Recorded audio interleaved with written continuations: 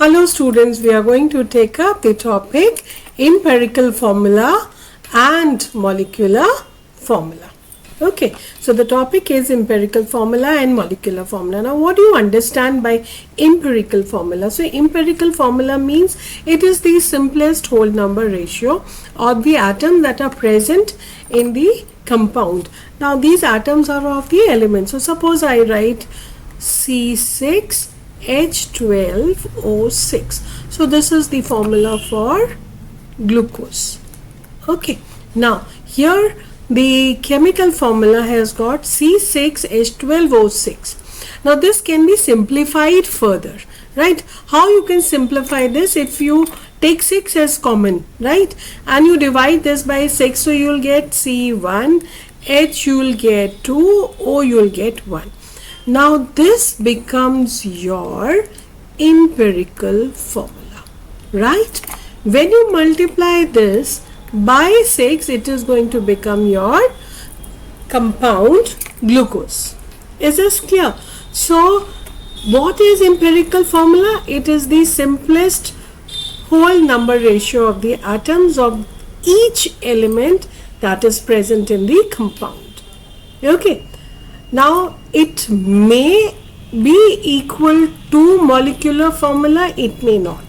Now suppose I write CaCO3. So this is calcium carbonate.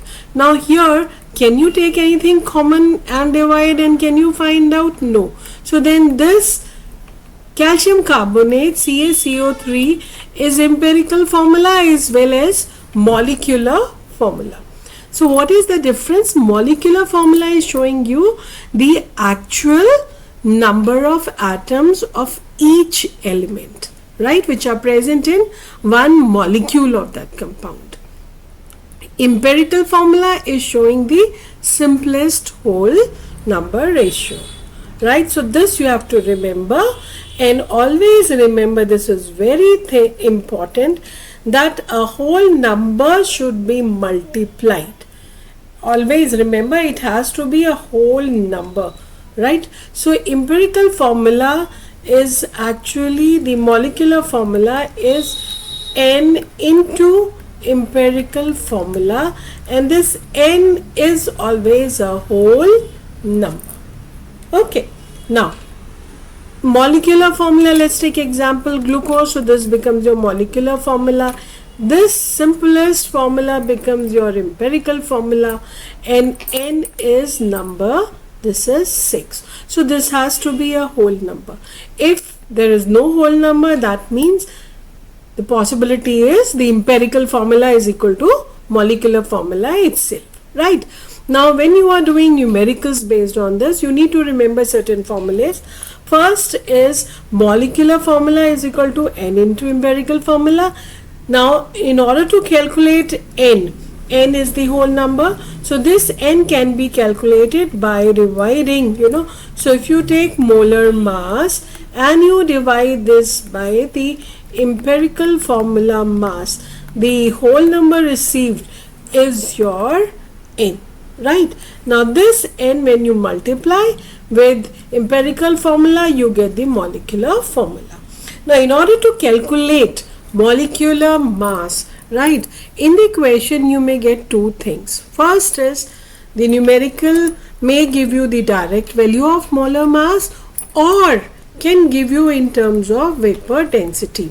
So when it is in terms of vapor density, need not to worry, because you double the vapor density and you get the molar mass. Okay. So what is vapor density? Vapor density is actually a pure ratio. It doesn't have any unit. It is the ratio of mass of certain volume of a gas to the mass of an equal volume of hydrogen. And what is very important, the condition is both should be at the same temperature and pressure conditions. Okay. Now this is according to the Avogadro's law, right? So Avogadro's had derived this, and this is how we have come to the conclusion. So in the numerical, if you get to calculate the molar mass, the one possibility will be you will either get the molar mass directly, or you will get in terms of vapor density. So let's take up a question.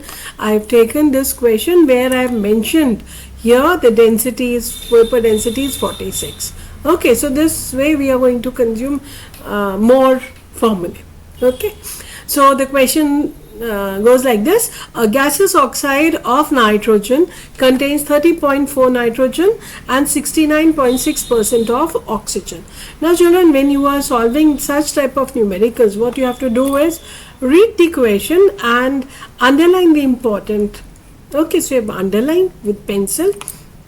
Now what does the question says? You have to find the empirical formula and you have to find the molecular formula, and what is given? Only the percentage is given. See, so interesting that you get percentage, and from percentage you are calculating the formula, right? Sometimes from the formula you calculate the percentage, but here we have got target to convert percentage into a formula. So what do you have to do? You have to first draw a 5-column table, right? And then you have to have rows according to the number of elements, right? So here you have one nitrogen, the other one is oxygen. Now the second column is mass percentage. How much is the mass percentage for nitrogen? 30.4. How much is for oxygen? 69.6. Now what is the atomic mass for nitrogen? 14, right? And atomic mass for oxygen is 16. So this sometimes is given, sometimes it is not given. But for first 20 elements you need to learn their atomic number, symbol, valency, atomic mass by heart. Okay. Now comes the calculation of moles. How do you calculate moles? You calculate moles by dividing the mass percentage, okay, with the atomic mass. So you take mass percentage, right? So how much it is? 30.4, and you divide by its atomic mass. Okay. Likewise, for oxygen, the mass percentage is 69.6, and you divide this by 16. 16 is the atomic mass of oxygen, right? Now, what you get, I have solved it separately so that we can save on time. So the value will come 2.171, and here the value is going to come 4.350. Okay, so you have now got what? You have now got the moles, right? So based on this percentage, this compound has got 2.171 of nitrogen moles and 4.350 moles of oxygen. Okay, now you cannot do you cannot progress further using these moles. So what do? We convert them into simple ratio. Now how do we calculate simple ratio? We divide these number of moles by the least value. Now identify which one is the least. Okay, 2.171 is the least. So what you have to do is, I would suggest encircle this least value. It becomes easy. Okay, so I have, right? So we have highlighted. Now we proceed for simple ratio. We divide 2.171 divided by 2.171. Here 4.350 divided by 2.171. Now the question is, why I have divided with this value? Because this is the smallest value. So we need to calculate the simple ratio using this. What do you get? You get 1 here, you get 2 here. So this shows the nitrogen has got 1 atom and oxygen has got 2 atoms in this molecule. Now what is this? This is your empirical formula. Understood? So what you have to do is, you have to, in step 1, you have to draw a table. Table should have 5 columns. Number of rows will depend upon the number of elements. Okay. Now after this we move on to, so we have understood here the empirical formula is N1O2 2. Now we move on to the second step. The step says, now since you have got the empirical formula, you have to calculate the empirical formula mass. So how do you calculate the empirical formula mass? You calculate the empirical formula mass by, multiplying the number of atoms with their atomic mass. So what do you get? Nitrogen has got, so how many nitrogen? 1. And what is the atomic mass for nitrogen? 14. Likewise, oxygen, how many? 2. And the atomic mass is 16. So this will come out as 14 plus 32 or 46. So I write here 46. Okay. Now after this, we move on to the next step. That next step I have covered, actually mentioned here 5 because we have already calculated all these things. So these are all counted. Okay. Now in the next step, what do? Now this is the empirical formula mass. What do you know? What do you want to know? The empirical formula. So the A part is clear of the question, that what is the empirical formula. Then second is calculate the molar mass. Now in order to calculate the molar mass, right, what is very important? Either you should know the vapor density, or in the question molar mass should be given. So here in this question vapor density is given. So what do we do to find the molar mass? We multiply the vapor density by 2. So what is the value given in the question? It is 46. Don't consider this one. This is there in the question. Okay. So you multiply, you get 92. Right. Now the question is, you have to find the molecular formula. To calculate the molecular formula, the formula is N into empirical formula. Now molecular formula is question mark, N is question mark, empirical formula N1, O2. Now N, how you have to calculate? N is equal to, right, N you have to calculate by, you take molecular formula mass divided by empirical formula mass. Molecular formula mass you have just calculated, it is how much? 92. Empirical formula mass is how much? 46. So this comes out as 2. Here N is equal to 2. Now you know it is 2. So how to calculate empirical formula? What you have to do is, molecular formula is equal to 2 into empirical formula. So this will be N2O4. So this is B part. So we have solved the question. Right. Now here you can mention that the molecular formula is N2O4. Now empirical formula is N1O2. I can also write this as NO2. Okay. Now have you heard of NO2? Yes, it is reddish brown, thin brown color gas, nitrogen dioxide, right, which is released when you are using nitric acid. Okay. Now this nitrogen dioxide, and look here, N2O4, this is dinitrogen tetraoxide. These two are different. Imagine this is used in the this is used as rocket propellant, as a fuel, right, in rockets. So this is used in rocket propellant, whereas nitrogen dioxide is not. Okay. So imagine the same formula, the simplest empirical formula is NO2, and this in number of units, when you multiply further, you get another compound, and this compound is having a different use. So remember, molecular formula and empirical formula may not have the same property. Got it? Now let's move on to the second question. Question number 2. Here, see, in the book there are already the questions based on carbon, hydrogen, oxygen. So I have not taken them. Right? Now let's follow step 1. You have to convert these percentage into moles. Okay. So read the question. The question says an oxide of iron contains 70% of iron. So iron is how much? 70%. Oxygen is 30%. So since there are two elements, I have got two rows, right? atomic mass for iron is 56, for oxygen it is 16. Right?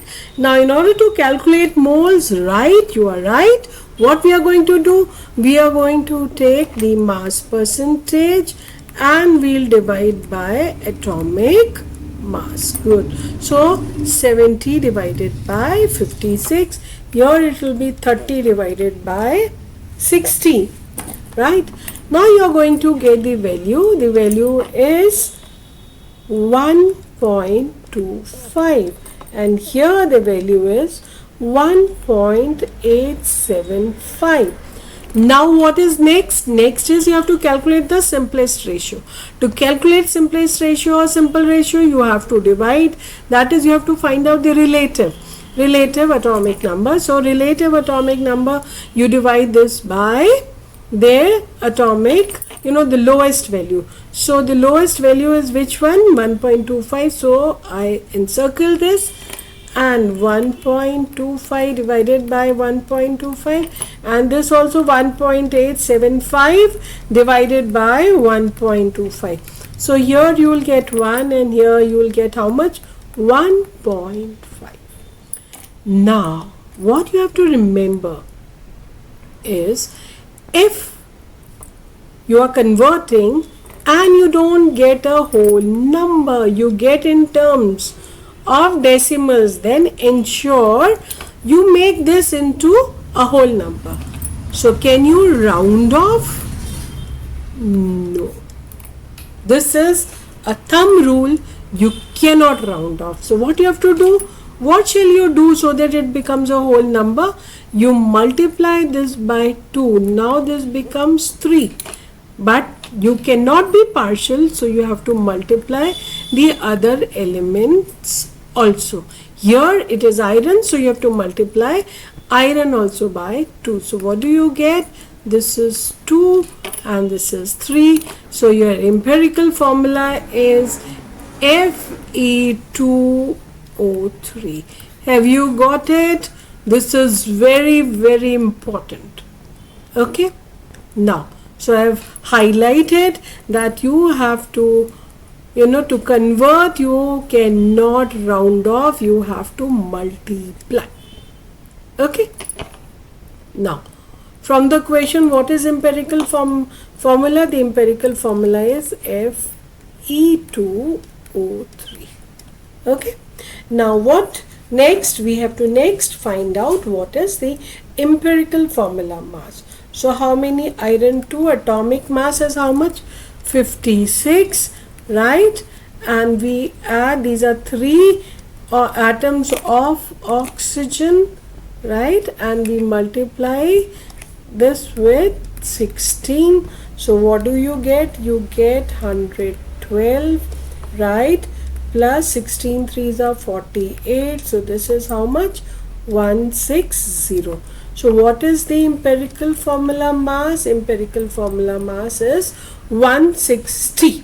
Okay. Now, what is the equation? We have to find out the molecular formula. What do we have? We have empirical formula. Now, to calculate the molecular formula, the solution is we multiply the empirical formula by N. How do you calculate N? N is actually molecular formula mass divided by empirical formula mass. Empirical formula mass I have calculated 160. Okay. And let's see what is there in the question about the, yes, here the molar mass is given how much? 160 grams per mole. So when you have the molar mass given, right, so you need not to calculate. So this is given in the equation 160. So what do you get? 160 divided by 160, N is equal to 1.